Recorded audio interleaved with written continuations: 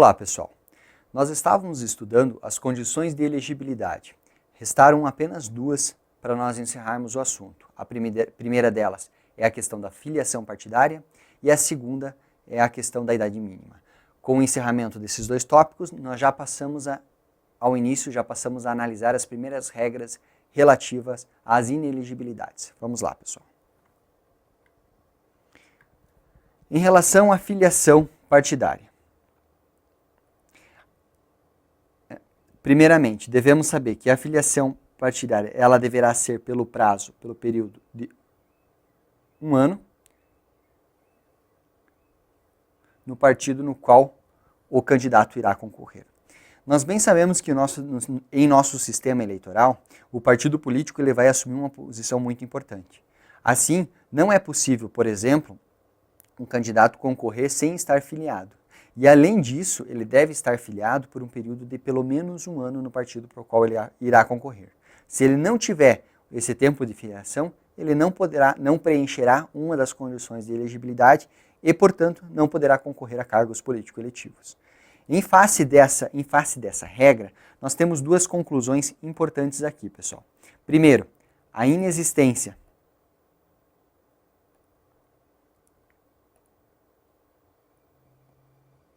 de candidaturas avulsas ou independentes. O que significa isso? A pessoa não poderá registrar uma candidatura sem estar vinculado a um determinado partido político. Isso aqui já foi ventilado diversas vezes em vários projetos de lei, mas nunca teve efetivamente, nunca fora aprovado. Por quê? Porque nós temos que o partido político é uma instituição necessária para que você possa concorrer a cargos político-eletivos. Então não é possível que um sujeito que não esteja vinculado a nenhum partido político possa registrar uma candidatura. Além disso, é impossível também a candidatura nata. A ideia daqui da candidatura nata é bastante interessante. O que nós temos que compreender? O sujeito era detentor de um cargo político-eletivo. Quando ele ingressou primeiramente naquele cargo, naquele mandato, naquele cargo político-eletivo, ele era afiliado a um partido político. Durante o transcurso do período do seu mandato, ele se desfilia do partido político. Quando chega ao próximo do término, ele deseja concorrer novamente às eleições. E daí qual o argumento que foi desenvolvido? Afirmava-se o seguinte: já que eu sou detentor de mandato político, eu não preciso estar filiado a um partido político para que eu possa concorrer às eleições.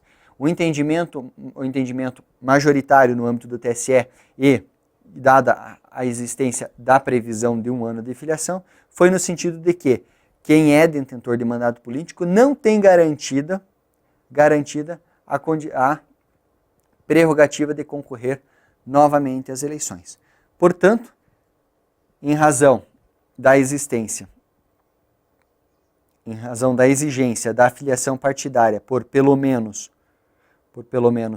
1 ano, não se admitem candidaturas avulsas ou independentes e também não se admitem candidaturas natas. Ok? Quanto à filiação partidária, sem maiores dificuldades, no tratamento constitucional da matéria, são esses os assuntos.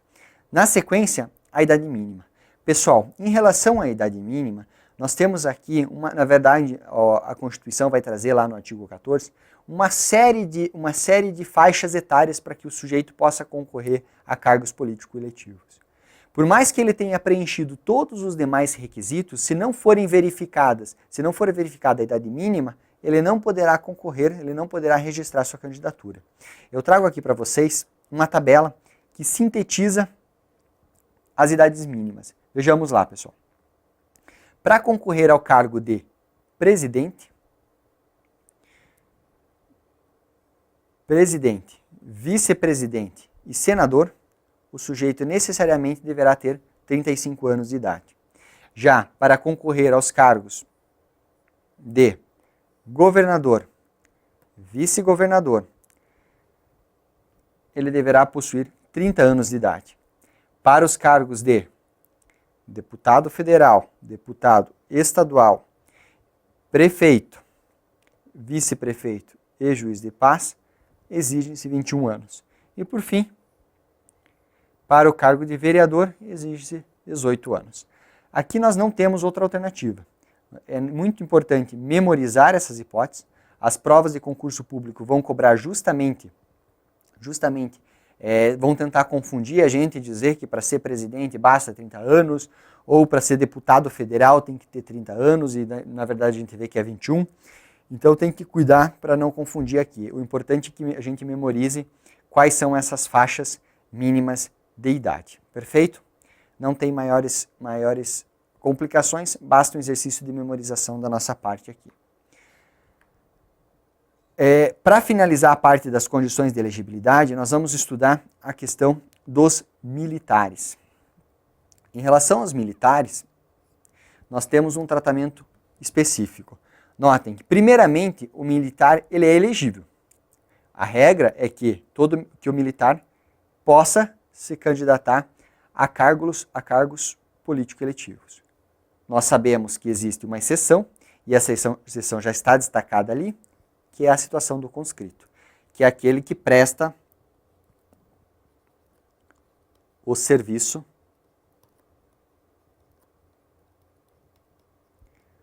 militar obrigatório.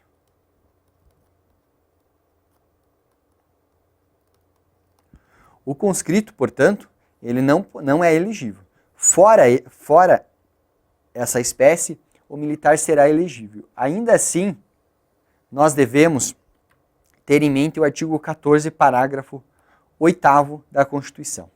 De acordo com esse dispositivo, o militar é elegível atendidas às seguintes condições, ou seja, nós temos algumas especificidades em relação ao militar. Se ele tiver menos de 10 anos de serviço, ou seja, menos de 10 anos no serviço militar, ele, para concorrer a cargos políticos eletivos, ele deverá se afastar. Agora, se o militar tiver mais de 10 anos de serviço, ele será agregado pela autoridade superior e, se eleito, passará automaticamente no ato da diplomação para a inatividade. Portanto, são duas as situações. Vamos começar aqui pelo inciso 1. Em relação ao inciso 1, é para o caso de menos de 10 anos. Nessa situação, o militar, se ele for elegível, se ele não for conscrito, ele tem que se afastar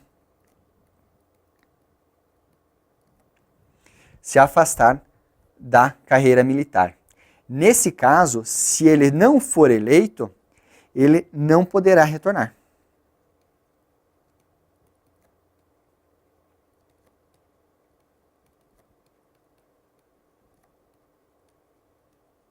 Se ele não for eleito, o militar não vai poder retornar para a carreira que ele ocupava, para a carreira militar anterior. Agora, na hipótese do inciso 2, nós temos uma tratativa um pouco diferente. Se o militar tiver mais de 10 anos,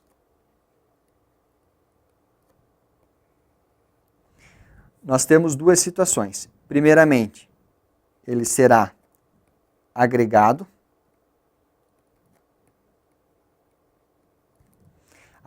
pela autoridade superior, e daí são duas as situações aqui. Se eleito ou se não eleito. Notem que é diferente. Lá, quando ele tiver menos de 10 anos, ele necessariamente se afasta. Se ele já tiver mais de 10 anos, ele é inicialmente agregado. E daí nós fazemos a seguinte distinção. Se eleito, o militar, ele será aposentado. Eu vou usar o termo aqui não técnico, mas é por fins didáticos. Notem que a Constituição fala que ele passará para a inatividade. No ato da diplomação, o militar passará automaticamente para a inatividade. Se ele não for eleito, ele retorna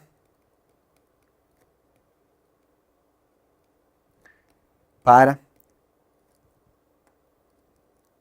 a carreira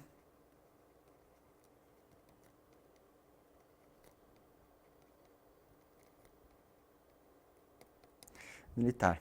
Ou seja, se o militar possuir mais de 10 anos, ele tem uma garantia. Ele tem a garantia de, se não eleito, retornar para a carreira militar. Ok?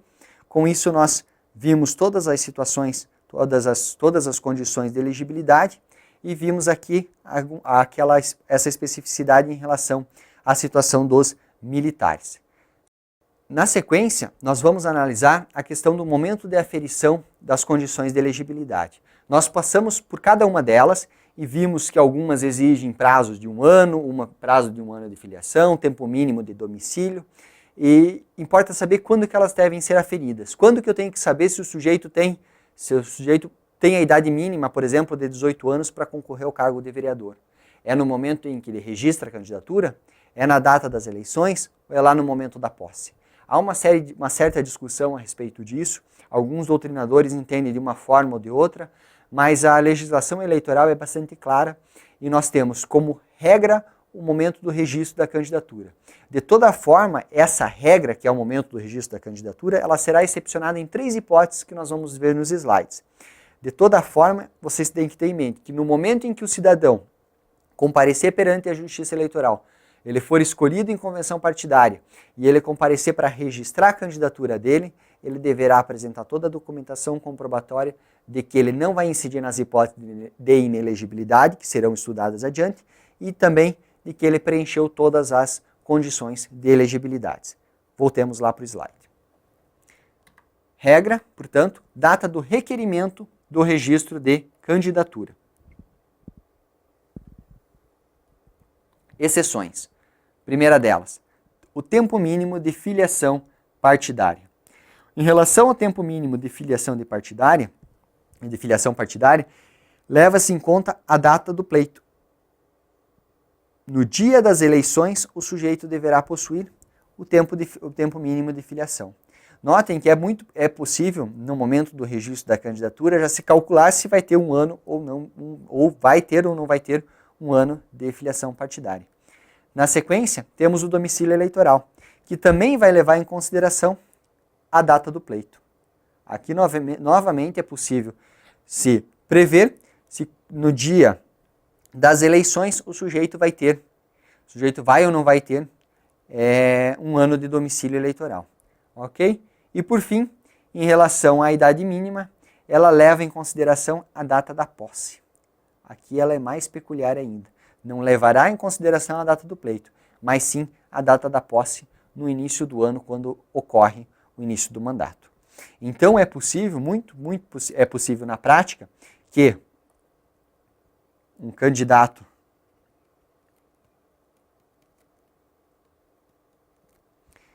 a vereador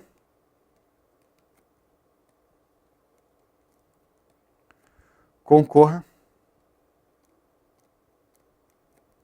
com 17 anos. Ok? Essa afirmação, pessoal, ela está plenamente válida.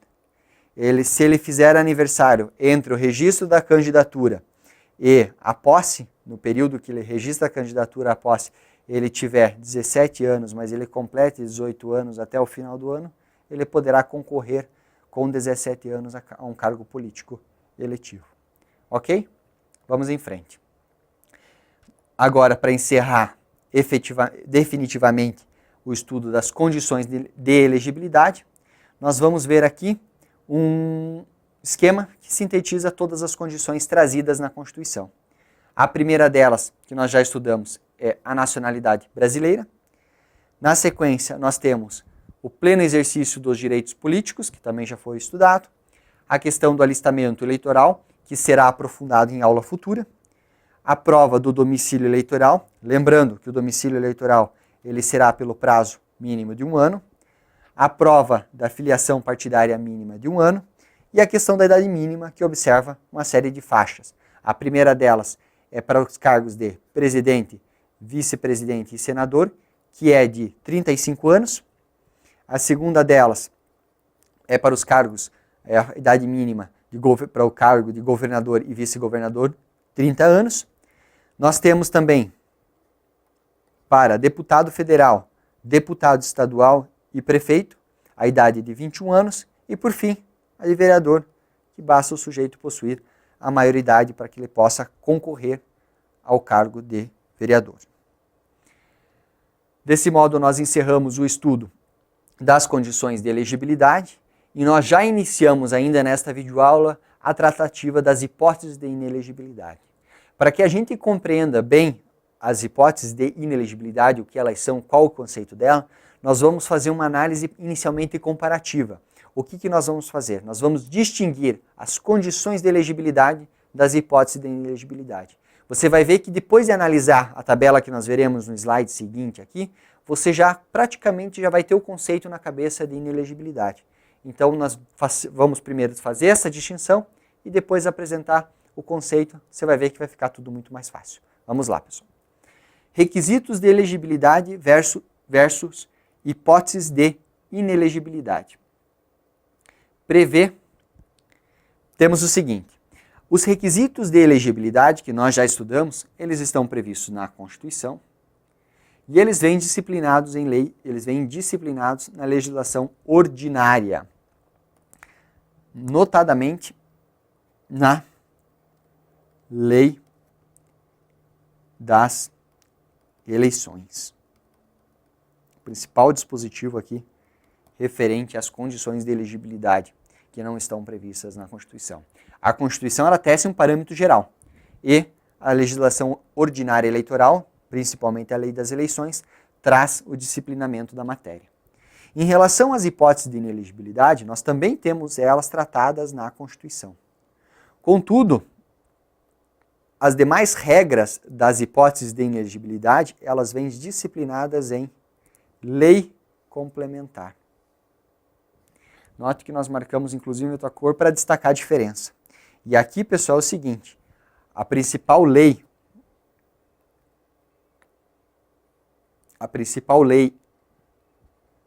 a tratar das hipóteses de inelegibilidade é a Lei Complementar 64/90, que é a denominada Lei de Inelegibilidades, que foi alterada pela Lei do Ficha Limpa. Portanto, aqui temos a primeira diferença. Ao passo que os requisitos de elegibilidade, as condições de elegibilidade, elas são disciplinadas em legislação ordinária, as hipóteses de inelegibilidade vêm previstas em lei complementar. Na sequência, vejamos. Os requisitos de elegibilidade, eles reportam-se à prática de atos lícitos. Por exemplo, comprovar que você está com a situação eleitoral regular, você está no pleno gozo dos direitos políticos, ou que você tem domicílio eleitoral ou filiação partidária. São atos lícitos. Já em relação às hipóteses de inelegibilidade, nós temos a prática de atos ilícitos. O exemplo mais fácil de inelegibilidade é a prática de a condenação por crime de corrupção. O sujeito que pratica um ato ilícito penal de crime de corrupção é inelegível. Já em relação aos requisitos de elegibilidade, envolvem atos lícitos. Outra característica, pessoal. Os requisitos de elegibilidade, eles permitem que o interessado concorra a cargos políticos eletivos. Já em relação às hipóteses de inelegibilidade, elas vedam, elas obstruem a possibilidade de concorrer a mandatos políticos eletivos. Por fim, em razão desse caráter permissivo dos requisitos de elegibilidade, das hipóteses de elegibilidade, denomina-se que eles são requisitos positivos, que devem ser verificados. Aqui é no sentido de uma ação, ok? Já em relação às hipóteses de inelegibilidade, por eles possuírem esse caráter obstativo, eles são requisitos negativos. Ou seja, eles impedem o registro da candidatura, impedem que o sujeito exerça a capacidade eleitoral passiva. Desse modo, ainda antes de nós entrarmos efetivamente entrarmos no conceito de inelegibilidade, nós vamos tratar aqui, pessoal, de uma classificação doutrinária, das inelegibilidades. Nós temos, por um lado, as inelegibilidades absolutas e relativas, e do outro, as inelegibilidades diretas e reflexas. A intenção dessa classificação é tornar o estudo nosso mais didático. E como é bem breve, nós vamos trazer ele aqui para vocês e daí passamos para o conceito. As inelegibilidades absolutas são aquelas que se reportam a qualquer cargos.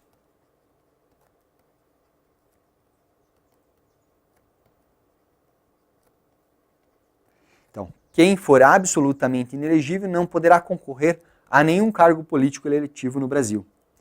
Já as inelegibilidades relativas, elas são aplicáveis apenas a determinados cargos.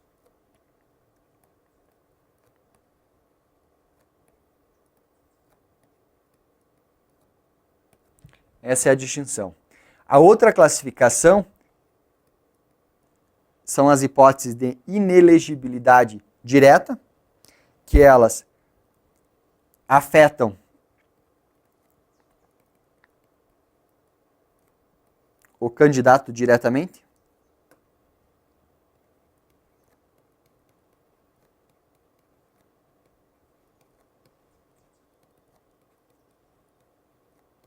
Ele próprio.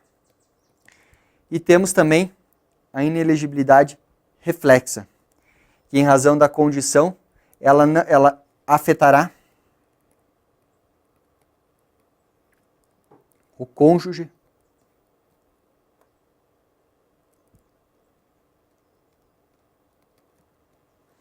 ou o familiar de quem ocupe algum cargo político eletivo. Portanto, essa é a classificação que nós temos, das inelegibilidades. E agora sim, nós definitivamente chegamos no conceito de inelegibilidade. Vejamos lá, pessoal. Constitui, portanto, um impedimento ao exercício da cidadania, que, ficou redundante, mas é bom para fixar, que impede que o cidadão seja escolhido para ocupar um cargo político eletivo. Esse é o conceito bastante simples. Lembrando a vocês que a base do estudo das inelegibilidades na Constituição, que é o que nos interessa aqui, consta do artigo 14, parágrafo 9º da Constituição. Vamos ler esse dispositivo com bastante atenção. Olhe lá. Lei complementar, aqui é aquela outra distinção que nós vimos no início, estabelecerá outros casos de inelegibilidade, bem como os prazos de sua cessação, a fim de proteger a probidade administrativa, a moralidade para o exercício do mandato, levando-se em consideração a vida pregressa do candidato e a normalidade e legitimidade das eleições. Contra a influência contra o uso do poder econômico ou o abuso do exercício de função, cargo ou emprego na administração, direto ou indireta.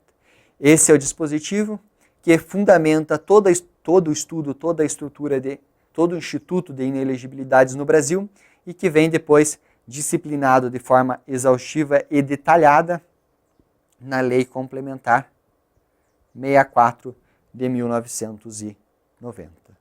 Vamos iniciar, pessoal, tratando das inelegibilidades absolutas.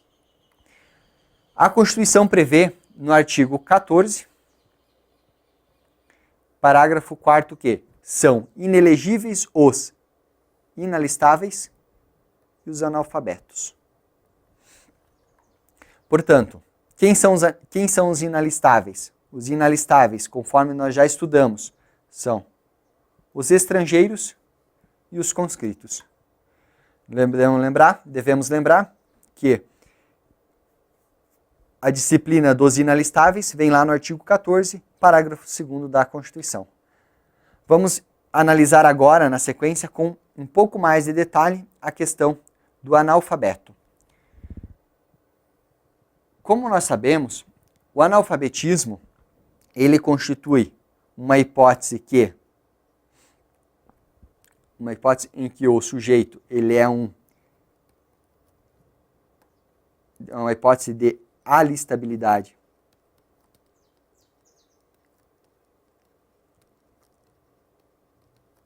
facultativa.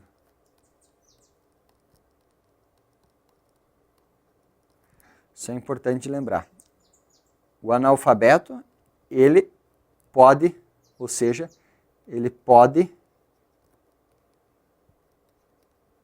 votar, mas o analfabeto não poderá ser votado, ou seja, ele detém capacidade eleitoral ativa, mas ele detém capacidade eleitoral ativa, mas não possui capacidade eleitoral passiva.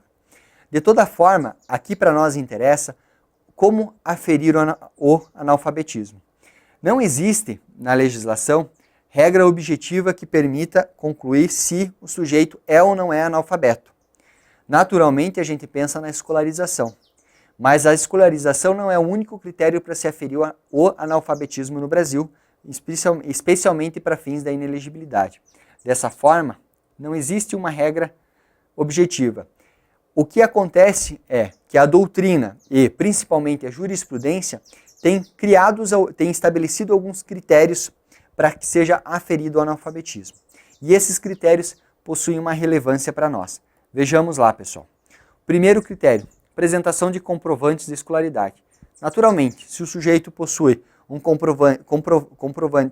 consegue comprovar por histórico escolar que já concluiu o ensino fundamental, o ensino médio, enfim, ele naturalmente não será um analfabeto. Contudo, se ele não tiver comprovantes de escolaridade, poderão ser executados testes simples e de caráter reservado a fim de se demonstrar a capacidade de escrita e leitura. A própria Justiça Eleitoral, sob a coordenação do juiz eleitoral, poderá chamar o sujeito no momento do registro da candidatura e aplicar esse teste simples. Notem, teste simples. O que consiste esse teste simples? Na capacidade de leitura e escrita.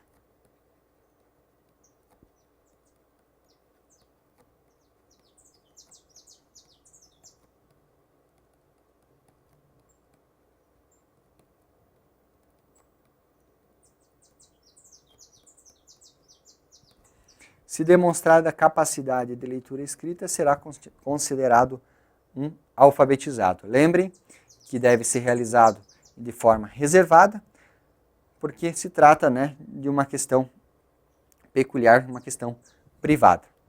Ok?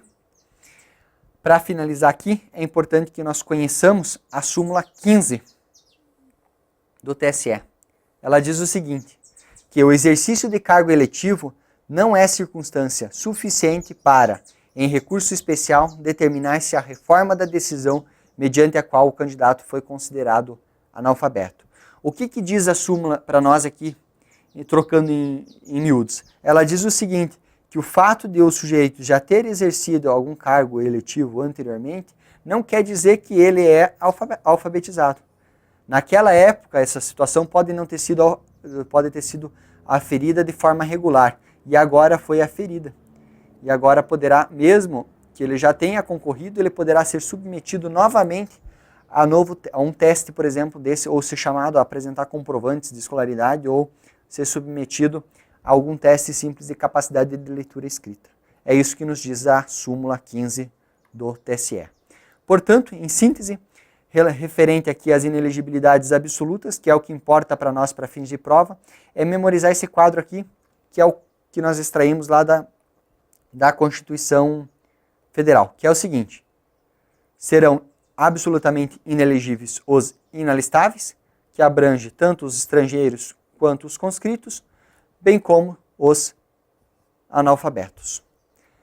Dessa forma, pessoal, nós encerramos a aula de hoje, esta videoaula, já esgotamos o nosso tempo. Na sequência, na próxima videoaula, nós daremos continuidade ao estudo das inelegibilidades e veremos as outras classificações dessa matéria, ok? Até a próxima, pessoal.